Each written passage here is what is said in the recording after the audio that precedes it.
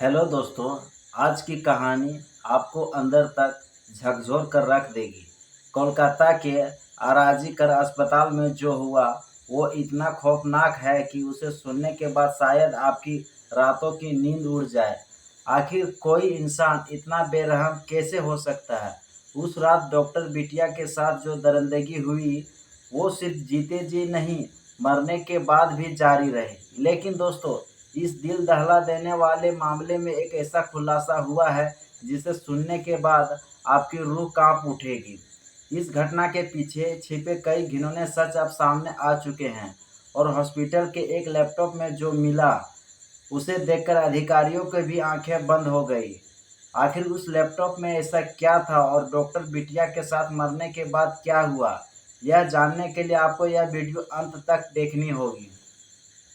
अगर आप चाहते हैं कि डॉक्टर बिटिया को इंसाफ मिले तो अभी वीडियो को लाइक करें, कमेंट में वी वांट जस्टिस लिखें और चैनल को सब्सक्राइबर करना ना भूलें। चलिए अब आपको एक एक करके इस खौफनाक मामले की सच्चाई बताते हैं।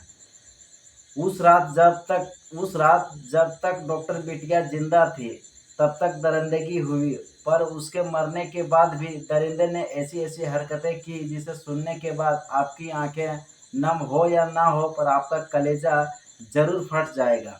वहीं हॉस्पिटल के प्रिंसिपल संदीप घोष की साली पर अधिकारियों को शक हुआ और उससे 6 घंटे तक पूछताछ की तो जो सच सामने आया उसने सबके होश उड़ा दिए। साथ ही साथ संदीप घोष के लैपटॉप में जो कुछ अधिकारियों ने चेक किया तो सबने अपनी आंखें बंद कर ली। तो आखिर इस लैपटॉप में अधिकारियों को ऐसा क्या दिखा। मैं ईश्वर से पूछना चाहता हूँ कि जब डॉक्टर बिटिया का जिस्म का वह दरिंदा नोच रहा था तो आप कहाँ थे। मैं ईश्वर से पूछना चाहता हूँ कि जब डॉक्टर बिटिया चीख रही थी तो क्या आपने उसकी चीखें नहीं सुनी। मैं ईश्वर से पूछना चाहता हूँ कि अब इंसाफ कब मिलेगा, कब डॉक्टर बिटिया की माँ को यह भरोसा होगा कि उसकी बेटी को आत्मा को अब वह शांति मिल चुकी है। आखिर कब तक उस रात दरिंदे ने डॉक्टर बिटिया के शरीर को दांतों से काट काट कर बेहाल कर दिया था। डॉक्टर बिटिया के शरीर से लार के नमूने मिले थे और दांतों के निशान भी शरीर के कई हिस्सों पर पाए गए थे। सीबीआई को इस बात की तह तक जाना था। आखिर जो दांतों के निशान डॉक्टर बिटिया के शरीर से मिले थे क्या वह सिर्फ संजय राय के ही है या फिर वह दांतों के निशान और वो लार किसी और के भी है। बस इसी बात का पता लगाने के लिए सीबीआई ने संजय रॉय से एक नर्म चीज पर काटने को कहा जिससे उसके दांतों के निशान उस नर्म चीज पर छप जाए। संजय रॉय ने उस नर्म चीज पर एक बार काटा, पर आप सब जानते हैं कि जब कोई किसी को दांत से काटता है तो उसका मुंह अलग अलग तरीके से खुलता है।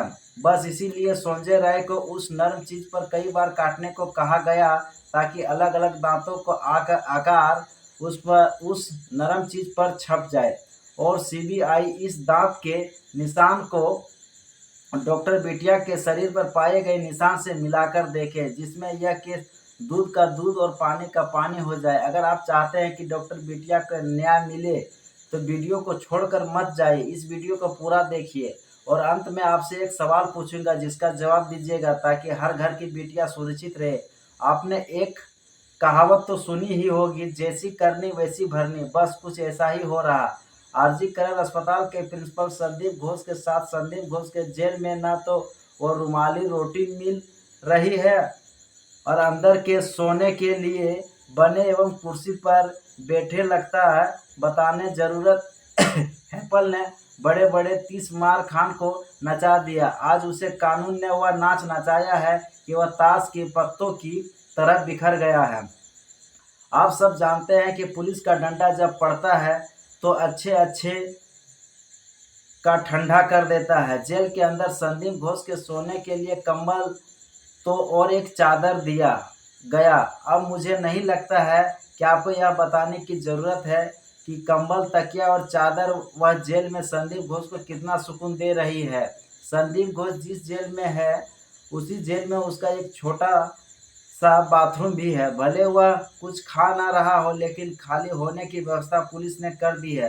पर दूसरी तरफ संजय रॉय इतना शातिर है कि सीबीआई भी हैरान है। दरअसल सीबीआई संजय रॉय के नार्को टेस्ट कराना चाहती, जिससे वो जो सच छुपा रहा है वो सामने आ सके। जैसा कि आपको मालूम है कि जब कोर्ट में इस केस की सुनवाई चल रही थी, तो सीबीआई ने कहा कि मुझे वो चालान दिखाइए जो जांच के बाद शव को पोस्टमार्टम भेजने से पहले बनाया जाता है। अगर यह चालान ना हो तो पोस्टमार्टम करने वाला डॉक्टर साहब का हाथ तक नहीं लग सकता। अगर यह चालान गायब है तो इसका मतलब कुछ गड़बड़ है। उसके बाद करीब 2 घंटे के सीसीटीवी फुटेज भी गायब है। बस ऐसे ही गुत्थे हो को सुलझाने के लिए सीबीआई संजय राय को नार्को टेस्ट कराना चाहती है, पर इसके लिए संजय रॉय ने साफ-साफ मना कर दिया। दरअसल यह नार्को टेस्ट है जिसे बिना अनुमति नहीं किया जा सकता है। दरअसल नार्को टेस्ट अपराधी से पूछकर इसलिए किया जाता है क्योंकि इससे कुछ भयानक बीमारियां हो सकती है। नार्को परीक्षण एक ऐसी प्रक्रिया है जिसमें किसी व्यक्ति को कुछ दवाइयां दी जाती है जो व्यक्ति को आंशिक रूप से अचेत अवस्था में ले जाती है। इस तकनीक का उपयोग मुख्य रूप से उन लोगों से छाई हुई है जानकारी निकलवाने के लिए किया जाता है जो नियमित पूछताछ के दौरान सहयोग करने के इच्छुक नहीं होती है। जैसे कि संजय राय, अब यह साथी क्या सोच रहा है और क्यों इसने इस जांच को नहीं करवाया है, यह एक बड़ा सवाल है। आइए उन 3 नए खुलासों की बात करते हैं जिसने सीबीआई को होश उड़ा दिए। शुरू करते हैं खुलासा नंबर 1 से, पर नंबर 3 वाला खुलासा आपको होश उड़ा देगा। तो तीनों खुलासा को जरूर देखिए। खुलासा नंबर 1, दरअसल संदीप घोष को सूचित करने से पहले अधिकारियों ने डॉक्टर बिटिया के माता पिता को बुलाया और उन्हें बताया कि उनकी बेटी की आत्महत्या से मृत्यु हो गई। एजेंसी इस बात की चर्चा कर रही है। अगर घोष को अपराध के बारे में कोई जानकारी नहीं थी तो उनके सहयोगी अस्पताल के सेमिनार हॉल के अंदर क्यों थे? क्यों बताया जा रहा कि संदीप घोष का रेप और हत्या की जानकारी 9 अगस्त को सुबह 10:02 पर मिली और सुबह 9:30 पर शव मिला। संदीप घोष ने कहा कि उन्हें सुबह 10 बजे आनी शव मिलने के 30 मिनट के बाद सशस्त्र चिकित्सा विभाग के एसोसिएट प्रोफेसर सुमित राय ताप द्वारा फोन आया। वह कॉल नहीं उठा सका क्योंकि वह बाथरूम में नहा रहा था। घटना की जानकारी उन्हें सुबह 10:02 पर हुई जब उन्होंने वापस फ़ोन किया। इसके बाद पूर्व प्रिंसिपल सुबह 11 बजे सेमिनार हॉल पहुंचे। सवाल यह है कि क्या प्रिंसिपल सच में बाथरूम में नहा रहे थे? आखिर क्यों उनको इस घटना की आज करीब 30 मिनट बाद मिली? कहीं ऐसा तो नहीं इस प्रिंसिपल ने 30 मिनट में कुछ खेल रच दिया है? अब यह जांच का विषय है। खुलासा नंबर 2, आरजी करेर अस्पताल के पूर्व प्रिंसिपल संदीप घोष का एक-एक कारनामे सामने आ रही है। सीबीआई सूत्रों के मुताबिक संदीप घोष के लैपटॉप में कुछ ऐसा मिला जिसने जांच एजेंसी को चौंका दिया। जांच एजेंसी के मुताबिक संदीप के लैपटॉप में से कई नग्न पुरुषों की तस्वीरें मिली। वैसे 2017 में हांगकांग की एक घटना भी सामने आ चुकी है जहां संदीप घोष ने कथित पर हांगकांग की क्वीन एलिजाबेथ अस्पताल में एक पुरुष नर्स के साथ छेड़छाड़ की थी। आरोप है कि हांगकांग के अस्पताल में जब मेल नर्स अपने कपड़े बदल रहा था तभी संदीप अचानक उसके चैम्बर में घुस गया। इसके बाद संदीप घोष ने उसके नितंबों पर कई तमाचे पर कथित के तौर पर नर्स के प्राइवेट पार्ट को छूने गया था। हालांकि उस समय संदीप घोष ने दावा किया कि यह मामला एक गलत समझ का था। उन्होंने दावा किया कि वह दर्द से राहत दिलाने के लिए स्पेशल एक्सरसाइज करवा रहा था। इस बार आरजी करेर घोटाले के संदर्भ में सूत्रों का कहना है कि संदीप के लैपटॉप में कई पुरुषों की नग्न तस्वीरें मिली। संयोग से इस लैपटॉप में संदीप घोष ने अपना बेलाघाटा स्थित घर से निकाल लिया था और एक रिश्तेदारी के घर में रख दिया था। हालांकि बाद में वह भी मिल गया। तो उस लैपटॉप की कई फाइलें में पैसों के लेन-देन के विभिन्न स्रोत मिले तो कई में टेंडरों से जुड़े डिजिटल दस्तावेज भी मिले। खुलासा नंबर 3, कोलकाता रेप और मर्डर केस की जांच में आरजी कर मेडिकल कॉलेज में हुई वित्तीय अनियमितता की जानकारी भी सामने आई है। पूर्व प्रिंसिपल संदीप घोष को हिरासत में लिया गया। वित्तीय अनियमितता और भ्रष्टाचार के मामले में उनके कई ठिकानों पर सीबीआई ने भ्रष्टाचार के मामले में अरेस्ट किया है। आरजी करण मेडिकल कॉलेज के पूर्व अधिकारियों ने भी उन पर भ्रष्टाचार और गलत कामों से संलग्नित होने का आरोप लगाया है।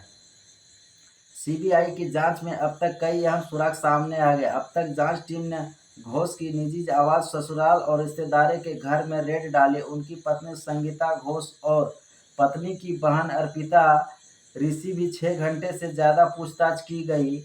ईडी की टीम ने संदीप घोष को घर और ससुराल समेत कई और ठिकाने पर छापेमारी की। घोष की साली अर्पिता बेरा का घर एयरपोर्ट के पास 12 घंटे से ज़्यादा चली तलाशी में जांच टीम के हाथों बड़ी संख्या पर आंसर शीट मिली। इसके अलावा कई और दस्तावेज भी जब्त किए गए। सूत्रों का कहना है कि घोष और उसके परिवार के कोलकाता और प्रदेश के दूसरे इलाके में कई संपत्ति होने के प्रमाण मिले हैं। जांच एजेंसी इनका भी जांच कर रही है। आरजी कर अस्पताल में रेप और हत्या का शिकार हुई 31 वर्षीय ट्रेनी डॉक्टर का सपना गोल्ड मेडल हासिल करने का था। दर्जी पिता ने बेटी को पढ़ाने के लिए दिन रात मेहनत की। बेटी ने भी पढ़ाई में कोई कसर नहीं छोड़ी। जिंदगी भर परिवार ने संघर्ष किया। बेटी ने कोलकाता के घनी आबादी वाले उपनगर सौदे आपू से आरजी कर तक का सफर तय किया। अब बेटी की बारी परिवार का कर्ज चुकाने का था, लेकिन वह अपने माता पिता का जीवन बेहतर बनाए बिना ही इस दुनिया से चली गई। महिला डॉक्टर 67 वर्षीय पिता ने कहा कि हम एक गरीब परिवार हैं और हमने उसे बहुत मुश्किलों से पाला है। उसने डॉक्टर बनने के लिए बहुत मेहनत की है। हमारे सपने एक रात में टूट गए। सभी बंगाली परिवारों के तरह उसका भी परिवार भी अक्टूबर में दुर्गा पूजा का बेसब्री से इंतजार कर रहा था, जिसका एक विशेष यह था क्योंकि उनकी बेटी 2002 से ही घर पर पूजा का आयोजन करना शुरू कर दिया था। मेरा आप सबसे एक सवाल है, ऐसे केस कैसे खत्म हो सकते हैं? अपनी राय कमेंट में ज़रूर दीजिएगा। बहुत बहुत धन्यवाद दोस्तों। तो दोस्तों, ये कहानी सुनाने का उद्देश्य किसी को परेशान करना या किसी को हैरान करना नहीं है, बल्कि आप लोगों को जागरूक करना है, सचेत करना है। तो मिलते हैं नए वीडियो में नई कहानी के साथ। तब तक के लिए जय भारत, जय हिंद। Thanks for watching.